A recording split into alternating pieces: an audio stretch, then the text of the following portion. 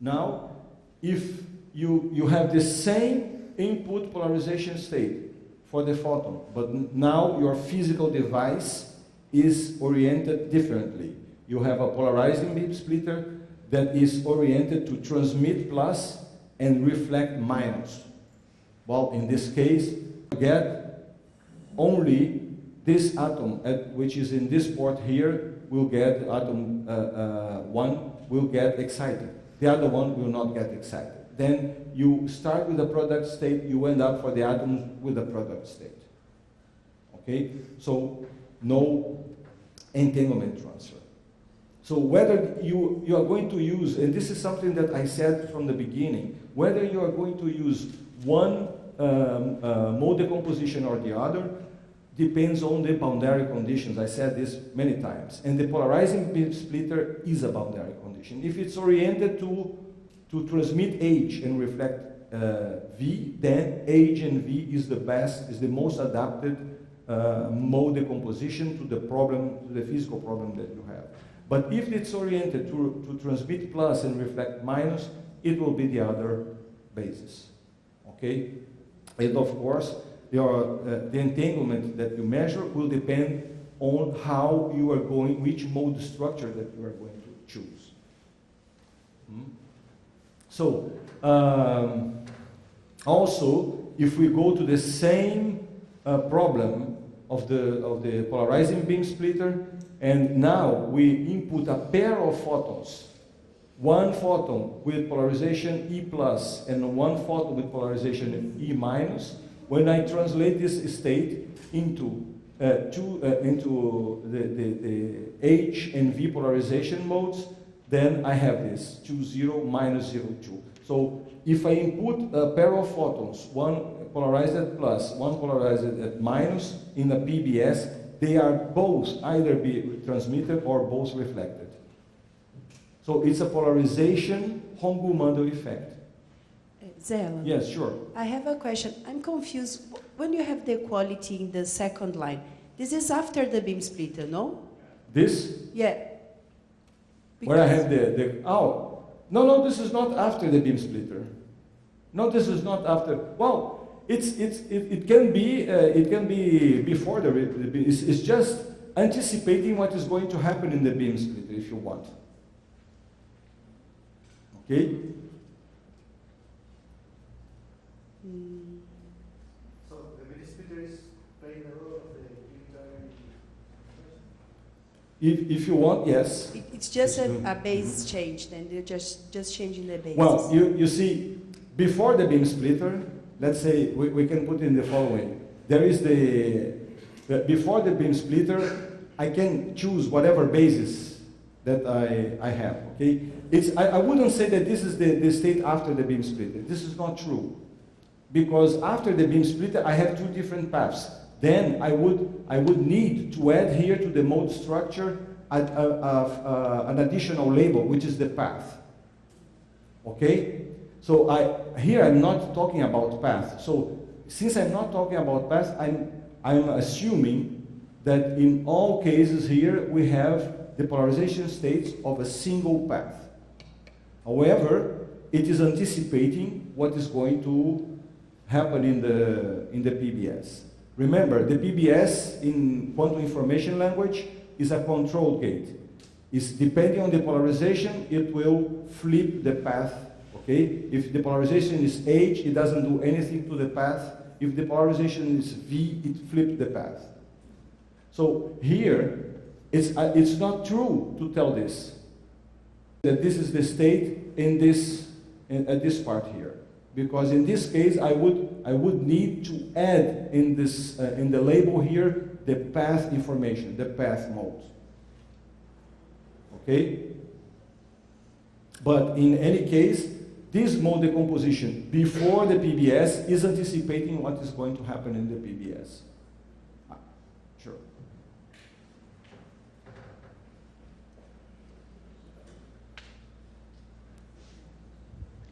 Just to echo that question and your answer, I just want to point out, it's also possible to put a unitary beam splitter operator there, apply it to 1, 1, and then you'll get the output modes like that. It's not going to change anything. You can write the unitary beam splitter operator. You can actually use the Heisenberg picture exactly. So it's exactly going to be exactly the calculation that he made with the fields.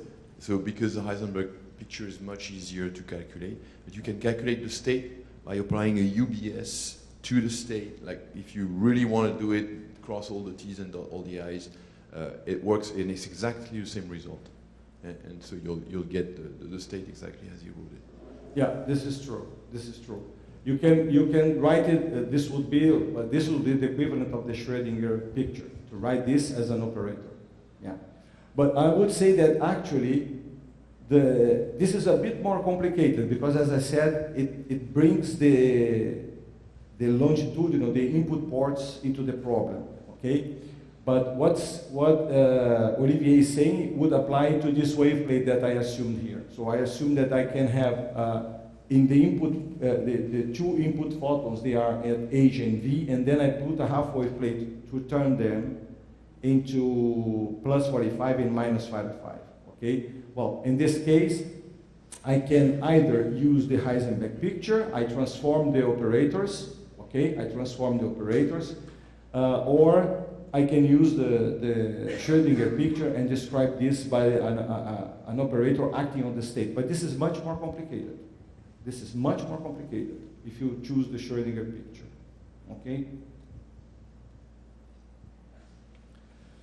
Now, again, another interesting stuff related to this mode transformation is the transition between, for example, two mode squeeze states, which Olivier mentioned in his last lecture, to a two-mode squeezed state. Okay, so essentially, the two-mode squeezed state is this is the two-mode squeezing operator. So this would be my building tool of squeezed states. Okay, I can act this two-mode squeezing operator on the vacuum, and I get these two-mode squeezed states. Why are they interesting? Because they present, so the two new modes, they will present, the two squeezed modes, they will present EPR correlations, EPR-like correlations, or quadrature entanglement. So this is continuous variable, which Olivier uses a lot. Okay, so this is how it works. So this is the phase space for the added amplitude and phase, and for the difference between amplitude and phase of the two modes being squeezed. And what you get is this reduced noise in one quadrature, in the addition of the phase quadrature, and reduced noise in the difference between the amplitude quadratures. Okay. Now, example, in two-mode squeezed state generation, you have as Olivier also explained, you have the nonlinear crystal. You do non-degenerate parametric down conversion, and you generate by annihilating photons from a pump beam. You generate pairs of signal and idler, and here in this case we assume that the two photons being created, the photon pair being created, they are created in orthogonal modes, in different modes. They can be, these modes here, they can be distinguished either by frequency or by polarization. There is some characteristic of the mode structure that allows you to make the difference between the photons being generated. Okay, and then you have this. So this is the interaction Hamiltonian from which you can approximate a unitary the time evolution operator, which comes exactly comes to be exactly in the same form of the two-mode squeezing operator. Okay, so when you act the two-mode squeezing operator in your input state, which is coherent state for the pump and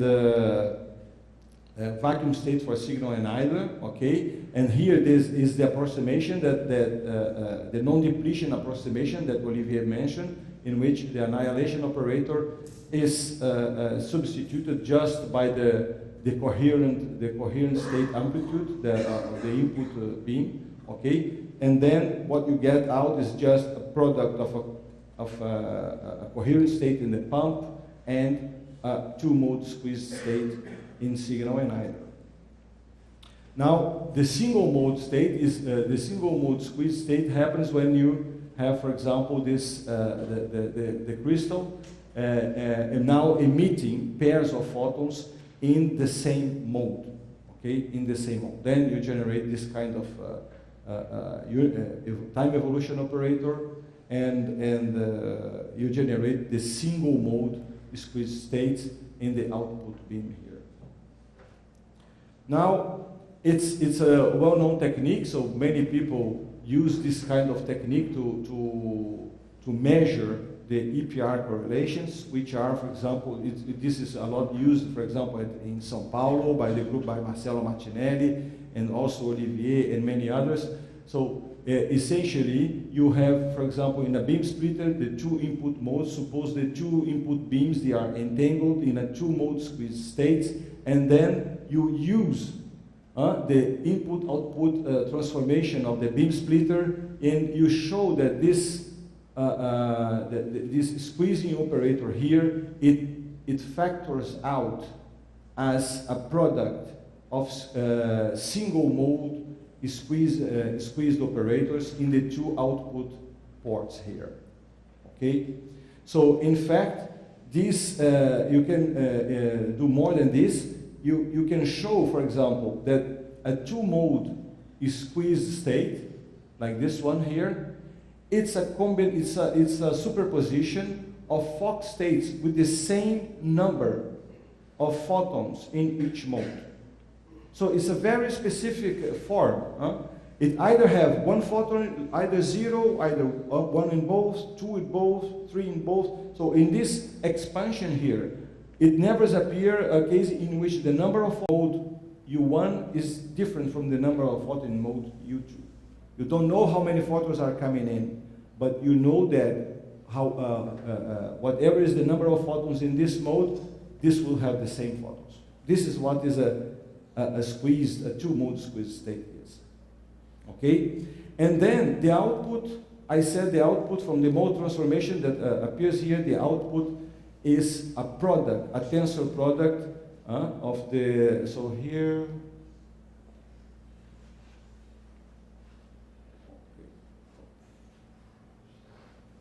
oh, I'm sorry, here is wrong, okay? I forgot to replace the amplitudes, and also the mode. So this should be V1 and V2, and there is a factor of 1/2 here and here and here and here, okay? So I forgot to correct this one. It's the danger of copy and paste, okay? So actually, so you see that here you have a product of single mode squeeze states, and you write down this expression. Guess what? This means that in each, for this single mode squeeze states, there are only contributions of Fock states with a pair number, or with an even number of photons. Okay? So in a single mode Fock state, you can only have 0, 2, 4, 6, and so on photons. Okay? And then this could be thought of as a generalization of the Hong-Ou-Mandel effect, but now in this microscopic regime.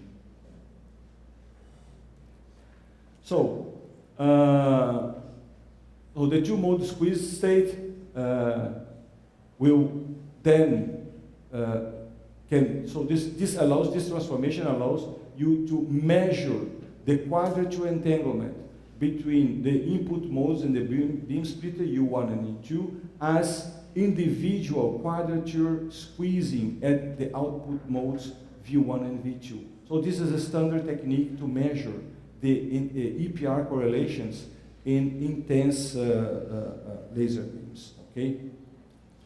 Now let's talk about this. Let's use this property of mode transformations to discuss the separability now in the quantum regime, the separability between the polarization in spatial parts, degrees of freedom of an optical vortex. Okay, so this is the main idea. So we discussed in the first lectures the fact that the spatial part of a classical beam, of a classical paraxial beam, and the polarization part, they live in a tensor product vector space in which we can identify non-factorized structures like this one, these 4 Bell modes, which are the radially polarized, azimuthally polarized, and the 2 counter-rotated vector beams. And I mentioned also how to make a Bell measurement on this. So we have this Mazede interferometer with an additional mirror in one port. And we have the half-wave plate dove prism here to change the basis, and then we can measure all quantities that figure in the Bell inequality setting, okay? Usually in the Bell inequality setting. So these are the projected intensities. And we discussed that these projected intensities, with them, where I can, for different basis settings, I can build a quantity that is formally equivalent to the quantity that witnesses entanglement for 2 particle Bell measurements, and then I see that if this quantity is